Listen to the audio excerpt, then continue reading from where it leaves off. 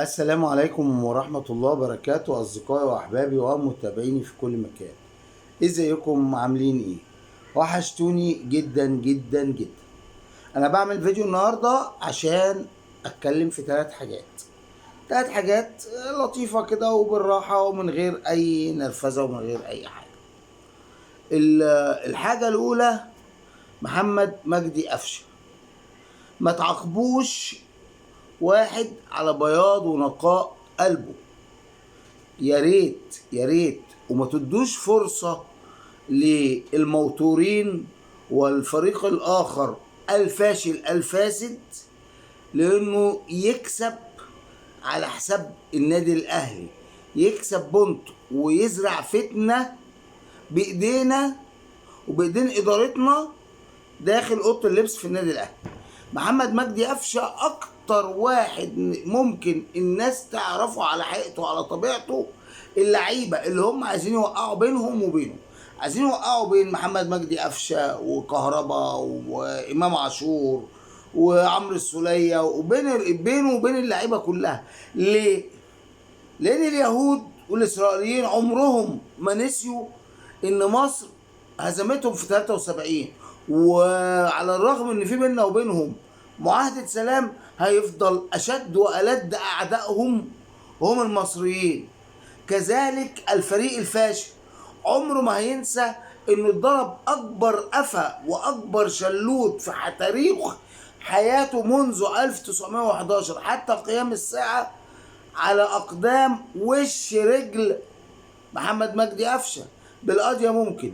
فبيحاولوا بشتى الطرق ان هم ينالوا منه، وللاسف يعني يكادون ان هم ينجحوا، وان شاء الله مش هينجحوا، ان يتم القضاء على قفشه بايدين اداره الاهلي والجهاز الفني الاهلي، وهذا لم ولن يحدث ان شاء الله. هي مجرد زوبعه في فنجان، وقفشه لم يخطئ. الكلام اللي قاله قفشه قاله من جوه قلبه بكل نقاء وكل طيبه، ولكن اللي انا متاكد منه 1,000,000% انه لا يحمل ذره حقد ولا ضغينه ضد اي شخص حتى لو كان من الفريق الاخر. دي نمره واحد. طيب نمرة اتنين النهاردة المؤتمر الصحفي العالمي اللي هيعمله النادي الأهلي بعد قليل أو يمكن يتعمل دلوقتي لافتتاح أكبر وأضخم مشروع رياضي وحدث رياضي في الوسط الرياضي العربي والإفريقي والشرق أوسطي. مجمع متكامل عبارة عن استاد ومتحف ومستشفى وفندق ومجمع طبي ومجمع صحي. يعني بصوا حاجة كده وهم، اسمه المجمع الرياضي للنادي الأهلي. يعني مش عايز اقول لكم واقع ده.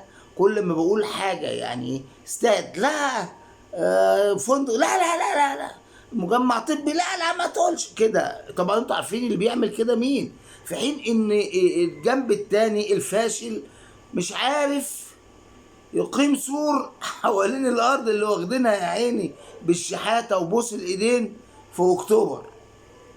فمتخيلين انتوا، متخيلين الاهانات والانتصارات قد ايه الاهلي بيعملها؟ عشان كده هتلاقوا الحروب القاتله والمستميته من المعسكر الفاشل الفاسد ضد النادي الاهلي الناجح. اوعوا تدوهم فرصه. انتم بتبنوا وبتعلوا وهم الحقد والغل والسواد عمال ينزلهم في الارض اكتر ما هم نازلين، بينزلوا في القاع فعمرهم ما هيطلعوا على سطح الارض.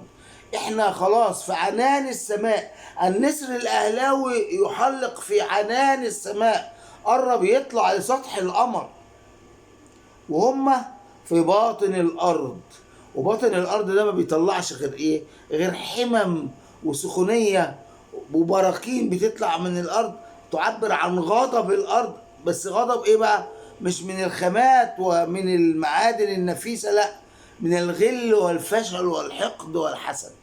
فمن فضلكم لا تحاكموا. تاني مره خدوا بالكم، النقطه الاولانيه اتكلمت فيها على قفشه اتربطت بالنجاح الكبير برضو بقفشه، لان من ضمن، واكاد اجزم بده، ان من ضمن المتحف التاريخي للنادي الاهلي لازم هيبقى اللقطه، اهم لقطه، لقطه القاضيه ممكن، واللي صاحبها مين؟ محمد مجدي قفشه.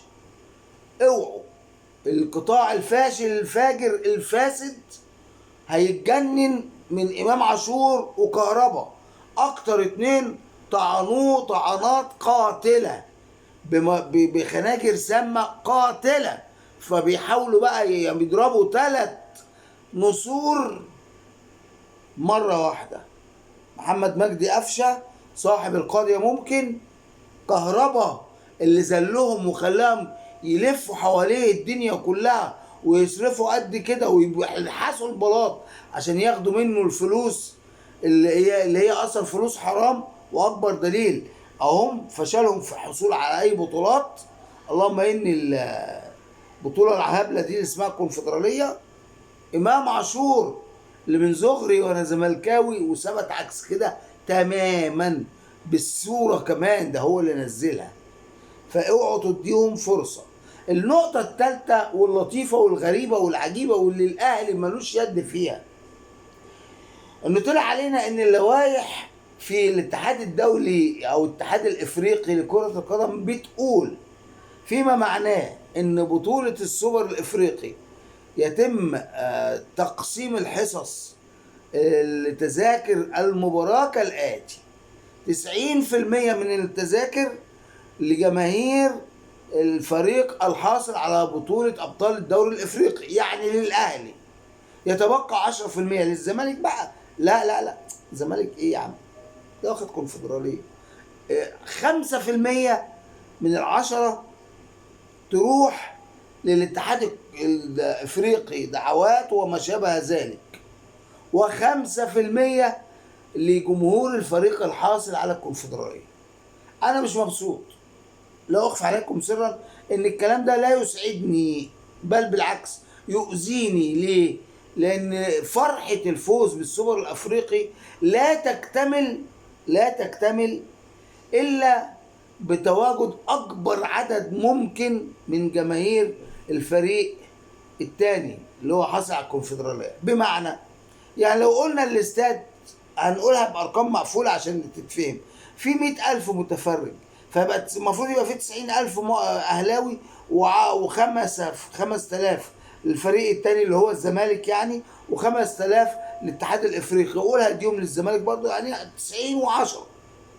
طيب الاهلي باذن الله يفوز ببطوله كاس السوبر الافريقي، مدى الحسره اللي هتقع على الفريق اللي هو بتاع الكونفدراليه قد ايه؟ 10,000 متفرج. لا مش انا عن نفسي مش هتبسط، لا انا عايز اكبر عدد من جماهير الزمالك تبقى حاضره المباراه، عشان اكبر عدد من هذه الجماهير يخرج متحسر على الهزيمة أمام النادي الأهلي، عشان أستمتع بكسرتهم وهزيمتهم وأقول لهم خدوا ذوقوا طعم الخسائر.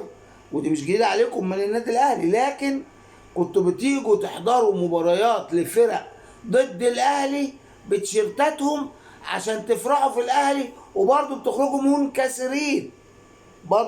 بتخرجوا منكسرين. لا، تعالوا بتيشيرتاتكم وشجعوا فريقكم، وبما انه وشكم نحس على كل الفرق اللي شجعتوها، فطبيعي هيبقى النحس على فريقكم، وباذن الله هتخرجوا مكسورين الخاطر، منهزمين، مطأطئي الرؤوس في الارض ان شاء الله. فانا عايز مثلا يبقى الجماهير 50-50 ولا يفرق معانا، او هقول لك حاجه 50% للاهلي، ويشارك جماهير الاهلي في ال 50% الثانيه بتاعه جماهير الزمالك اذا اتاحت لهم الفرصه. وانا عارف ان شاء الله هيتاح والدنيا هتبقى جميله.